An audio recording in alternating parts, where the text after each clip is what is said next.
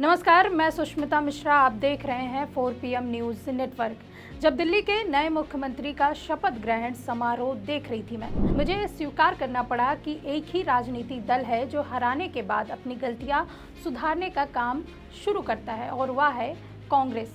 लोकसभा चुनाव के बाद बेशक नरेंद्र मोदी तीसरी बार प्रधानमंत्री बने, लेकिन पूर्ण बहुमत के बिना। उनके करीबी बताते हैं कि लोकसभा में 60 सीटें गंवाने के बाद उनके पांव जमीन पर इतनी जोर से पड़े कि उनका अहंकार टूट गया। चुनाव से पहले अहंकार इतना था कि उन्होंने यहाँ तक कहा था कि उनको परमात्मा ने भेजा भारत को बचाने के लिए, यानी अपने आप को उन्होंने अवतारों की श्रेणी में रख दिया था।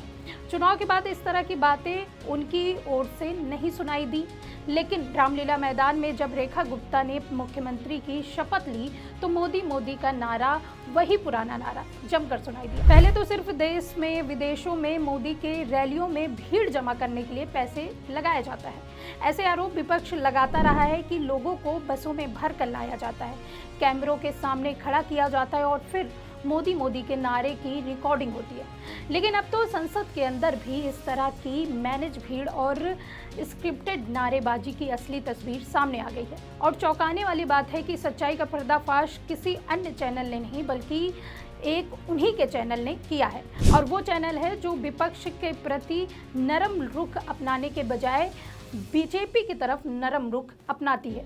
उनके ही पत्रकारों ने बताया कि कैसे संसद में नरेंद्र मोदी के नाम के जयकारे कोई सांसद अपनी मर्जी से नहीं लगाता, बल्कि बाकायदा पहले से योजना बनाकर निर्देश जारी करके करवाया जाता है। जब संसद में विपक्ष बोलता है, सरकार से तीखे सवाल पूछता है, तभी अचानक क्यों बीजेपी सांसद मोदी मोदी के नारे लगाते हैं? क्या यह देशभक्ति की लहर होती है जो अचानक सांसदों के अंदर जाग जाती है, या फिर कोई घंटी बजती है जो सबको इशारा करती है कि आप ताली बजाओ, खड़े हो जाओ? लेकिन अब जो सच्चाई सामने आई है उससे साफ हो गया है कि यह जो पूरी तस्वीर है, जब पता चला कि कैसे पहले से तय स्क्रिप्ट के मुताबिक यह सब काम किए जाते हैं और उसे निभाना सभी सांसदों की ड्यूटी बन जाती है। आज तक के रेडियो पर पत्रकार मौसमी सिंह और ऐश्वर्या पालीवाल के साथ काफ़ी सारे लोग बैठे हुए थे और तभी यह खुलासा किया जाता है कि कैसे संसद में नरेंद्र मोदी के आने से पहले ही बीजेपी सांसदों को सूचना भेज दी जाती है। प्रधानमंत्री इस समय पर आने वाले हैं, तब सबको अपनी सीट पर मौजूद रहना पड़ेगा।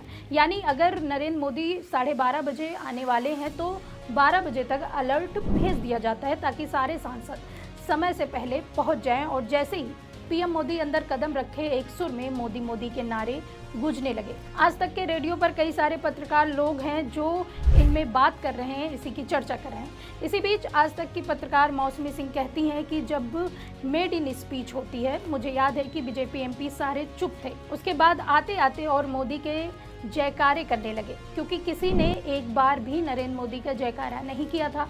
फिर उनको चाबी भरी गई या फटकार लगाई गई, जिसके बाद वह मोदी के जयकारे करने लगे। इस पर मौसमी सिंह के साथ इस पॉडकास्ट में शामिल आज तक की ही पत्रकार ऐश्वर्या पालीवाल कहती हैं कि पार्लियामेंट में एक मैसेज सर्कुलेट किया जाता है। पार्लियामेंट के अंदर जब भी प्रधानमंत्री आने वाले होते हैं, जो पार्लियामेंट पार्टी देखते हैं, उनकी तरफ से एक मैसेज जारी होता है जिसमें टाइम मेंशन होता है और यह सब एमपी के पास जाता है। तो आइडिया यह होता है कि अगर पीएम 12:30 बजे आने वाले हैं तो फिर 12 का टाइम दिया जाता है कि सारे एमपी को वहां मौजूद रहना है।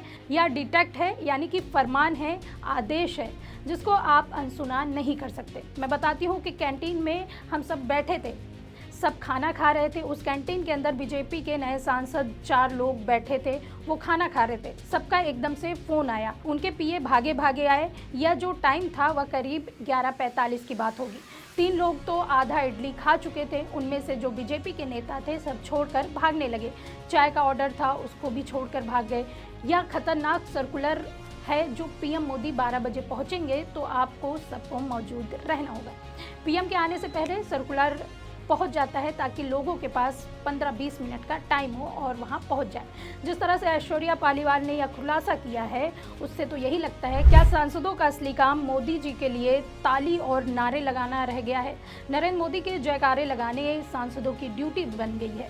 अगर नरेंद्र मोदी के आने पर मोदी मोदी के नारे लगवाने के लिए सर्कुलर भेजना पड़ता है तो इसका मतलब यह नहीं है कि वह लोकप्रिय है। इसका मतलब यह है कि सबको बताया जाता है कि लोकप्रियता का नाटक कब तक और कैसे करना है। और जिस तरह से आज तक रेडियो की वीडियो वायरल हो रही है, जिसे बताया जाता है कि कब ताली बजानी है, कब खड़ा होना है, कब नारे लगाना है, इस तरह की बातें बीजेपी के एमपी को पहले ही 10-15 मिनट पहले ही बता दी जाती है, ताकि जब नरेंद्र मोदी आए तो वह आकर तालियां पीटे, नरेंद्र मोदी के जयकारे करें और दिखाएं कि वो बीजेपी के सांसद हैं और कितना उनके अंदर मोदी प्रेम भरा हुआ है। हालांकि एक सच यह भी है कि वह लगातार मंदिर जाते हैं, वह कई बार गेरुआ वस्त्र भी पहनते हैं। मई 2019 में उन्होंने केदारनाथ में एक गुफा में ध्यान करते हुए अपनी तस्वीर खिंचवाई थी और उन्होंने कितनी बार कहा है कि उन्होंने शादी के बाद पहाड़ों में घूमने के लिए घर छोड़ दिया था। उनका बार बार यह दावा करना कि वह एक फकीर हैं, एक भिक्षुक हैं, इसके बावजूद वह प्रधानमंत्री पद पर बने हुए हैं।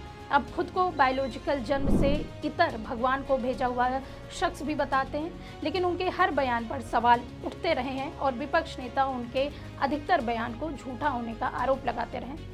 फिलहाल इस वीडियो में इतना ही। आप इस वीडियो के बारे में आपकी क्या राय है कमेंट बॉक्स में ज़रूर बताइए। तब तक के लिए देखते रहिए 4 PM न्यूज़ नेटवर्क। मैं सुष्मिता, नमस्कार।